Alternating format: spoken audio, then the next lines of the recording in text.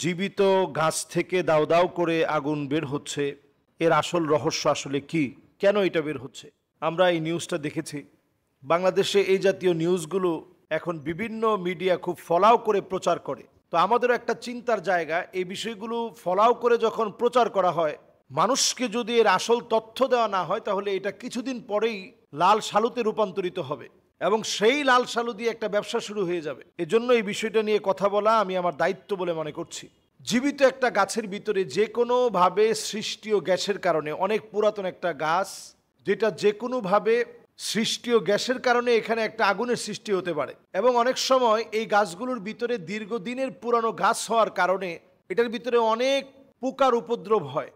এমনও হতে পারে যে অনেক বেশি পোকা থাকার কারণে কেউ হয়তো এখানে কেরোসিন ঢেলে দিয়েছেন যাতে করে পোকাগুলো বের হয়ে যায়।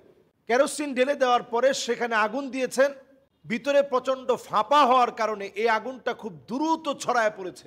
এই জাতীয় ঘটনা ঘটতে পারে। আবার হতে পারে এটা জিনদের আবাসস্থল, যেই কোনোভাবে এখানে একটা আগুন সৃষ্টি হয়েছে। হতে পারে আল্লাহ রাব্বুল আলামিনের কোনো কুদরতি নিদর্শন। শেষ জামানায় অনেক নিদর্শন দেখা যাবে, আপনি যেটা কল্পনা করতে পারেন নাই, এরকম অনেক নিদর্শন শেষ জামানায় থাকবে। এই শেষ জামানার নিদর্শনের সময় একটার পর একটা অনেক নিদর্শন আসবে, যেটা মানুষ কল্পনা করতে পারে নাই, চিন্তা করতে পারে নাই। এরকম অনেক কিছু ঘটবে, মানুষ দেখবে।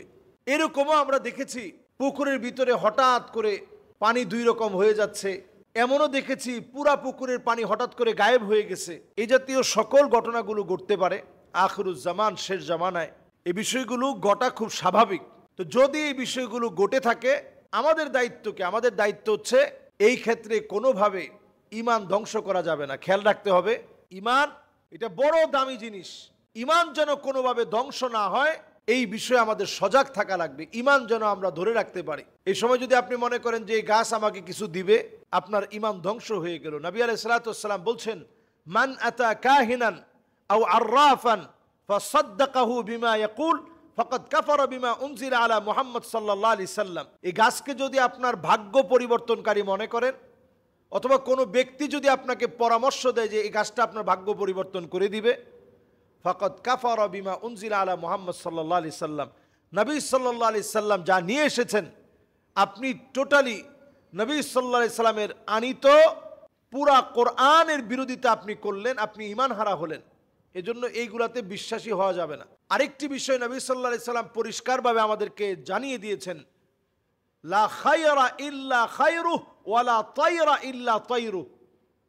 ইসলাম আমাদেরকে বলে আল্লাহ ছাড়া অকল্যাণ দেওয়ার কেউ নাই, কল্যাণ দেওয়ারও কেউ নাই। আল্লাহ রাব্বুল আলামিন ছাড়া কেউ আমাদেরকে অকল্যাণ দিতে পারে না। আল্লাহ রাব্বুল আলামিন ছাড়া কেউ আমাদের কোনো উপকারও করতে পারে না। আল্লাহ রাব্বুল আলামিন ছাড়া অমঙ্গল কেউ সাধিত করতে পারে না। এটা হচ্ছে ইসলামের বেসিক বিষয়। আপনি যদি মনে করেন গাছ আমার কিছু দিয়ে দিবে, যেই পুকুরের পানি হঠাৎ করে চলে গেছে বগুড়ার কাহালোতে, আপনি মনে করলেন যে এই পুকুর আপনারে কিছু দিয়ে দিবে। যেই পুকুরের পানির মধ্যে দেখলেন দুইটা বাঘ হয়ে গেছে, পুকুর আমারে কিছু দিয়ে দিবে। যে গাছের ভিতরে আপনি আগুন দেখলেন, মনে করলেন যে এই গাছ আপনাকে কিছু দিয়ে দিবে।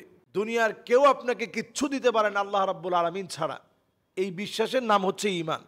আমানতু বিল্লাহি ওয়া মালাইকাতিহি ওয়া কুতুবিহি ওয়া রুসুলিহি।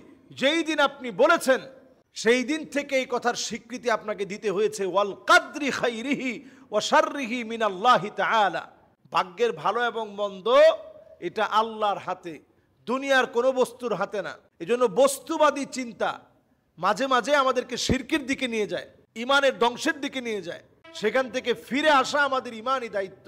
এজন্য এই জাতীয় ঘটনা যখন আপনারা দেখবেন যে জীবিত গাছের ভিতরে আগুন ধরতেছে, দাউ দাউ করে জ্বলছে, একটা পুকুর, হয়তো পুকুরের ভিতরে অথবা নদীর ভিতরে একটা কবর মাঝখানে জেগে আছে, কোনোভাবেই কবরটা ডুবে না, কোনোভাবেই কবরটা ডুবে না।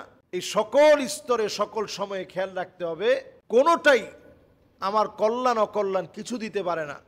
কল্যাণ অকল্যাণের মালিক হচ্ছেন আল্লাহ সুবহানাহু ওয়া তাআলা। এটার নামই হচ্ছে ঈমান। আল্লাহ তাআলা আমাদেরকে সকল রকমের ফিতনা থেকে আল্লাহ তাআলা হেফাজত করুক। আসসালামু আলাইকুম ওয়া রাহমাতুল্লাহি ওয়া বারাকাতুহু।